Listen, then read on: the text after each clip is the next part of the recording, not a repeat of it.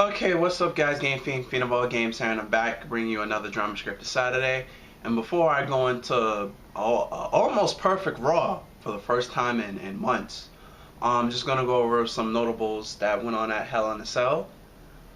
First off, great match between Bray Wyatt and Roman Reigns.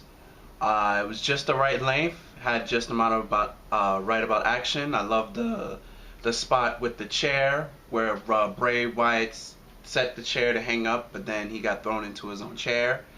I enjoy the finish with, again, the Bray Wyatt sending the kendo sticks in the corner to come out like those pins on like porcupines, but then that backfired on him as well. And the Roman Reigns goes on to beat Bray Wyatt, so that feud is finished, is over with. Another great match that I liked from last night was obviously Brock Lesnar versus Undertaker, and it went so far that Brock Lesnar started ripping up the ring.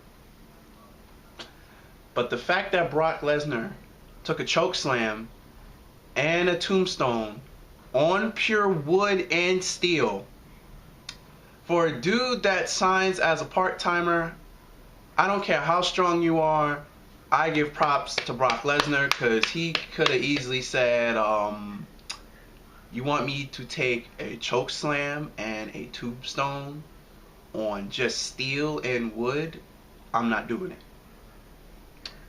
So, big ups for Brock Lesnar for taking those bumps and for getting busted open the first 5 minutes in the match too. Then Undertaker got busted open around 10 to 15 minutes later. There was blood everywhere. Doctor had to come in twice to wipe the blood off of Brock, because we're in the PG era. So, and then the second time the doctor do it, Brock killed him. I've never seen a human body fly so far across the ring after a shove. I guess that just shows Brock's power level to the average human, because he basically killed that doctor. But Brock winds up winning the match with a low blow. There's no rules in the Hell in a Cell, so it's all legal. With a low blow and an F5 to finish off the Undertaker. And then Bray Wyatt comes and the Wyatt family come and destroys him, which only makes the most amount of sense to me, because Bray Wyatt has been getting promoted as the new face of fear, and you gotta get rid of the old face of fear, which is the Undertaker.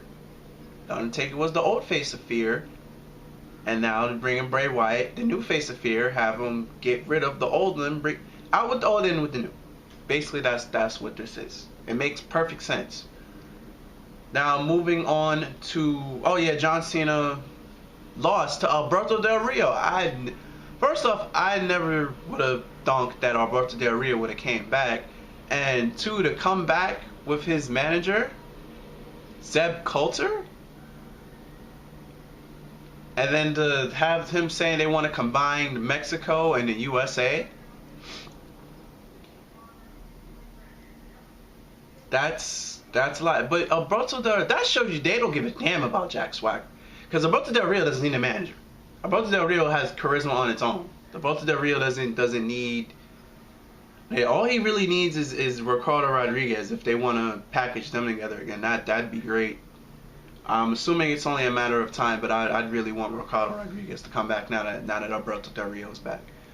But I would have thought that Alberto Del Rio would come back and package with Zeb Coulter.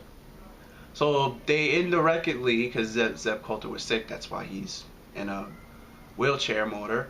So they take Zeb Coulter off of Jack Swagger and they give him to Alberto Del Rio. I would not want to be Jack Swagger right now. But moving on to Monday Night Raw. The Authority comes out, congratulates Seth on beating Kane. Seth won clean, I might add, which I'm a fan of, because Seth is a heel and he won the match clean. Says that he's beaten everyone, so they are going to have a #1 contenders match to see who goes against Seth at the next pay-per-view.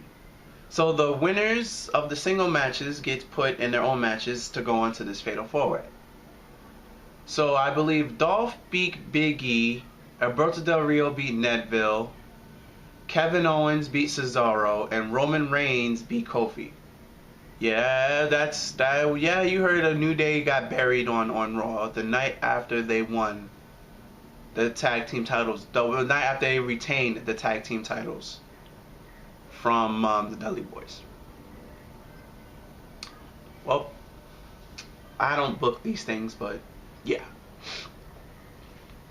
So Roman Reigns goes on to win the Fatal 4-Way. He pins Kevin Owens, and if that's the one of the only few flaws I've had about Raw, it was that. I think Dolph Ziggler is the weakest link out of all four of these people. I think he should have took the job, but they jobbed Kevin Owens, which if that's the only thing that irks me about Raw, then it's been a great Raw.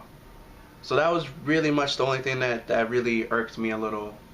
I feel that Dolph should have been the one to job, not Kevin Owens. Not the man that has a belt.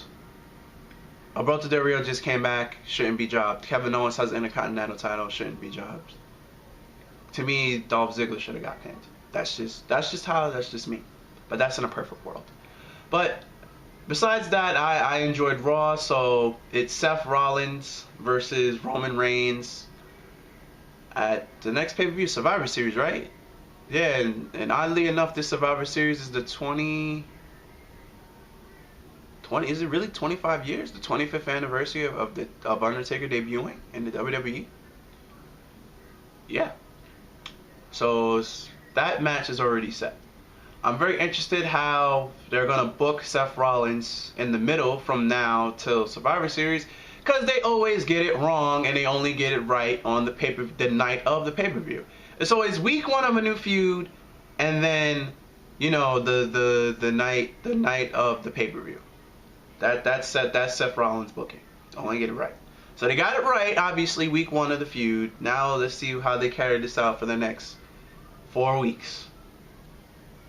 And Paige seems like they finalized her heel turn, because she came out. It was Paige, Charlotte, and Becky versus the Bellas, and the Bellas won, and Paige went AWOL on Charlotte, beating her up. So I guess that finalizes her heel turn. But I'm very interested to see.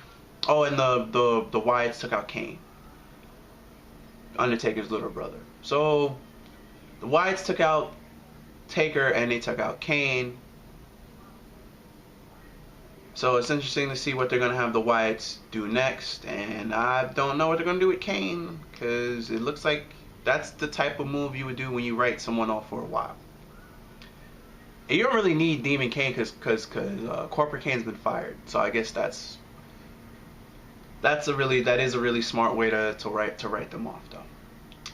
But I'm gonna wrap this up for this week's Drama Scripted Saturday. Remember, there'll be a Drama Scripted Saturday every Saturday. If you like what you have witnessed, please comment and subscribe. And I'm Game Fiend, Fiend of All Games, guys. Until next Saturday, later, and peace.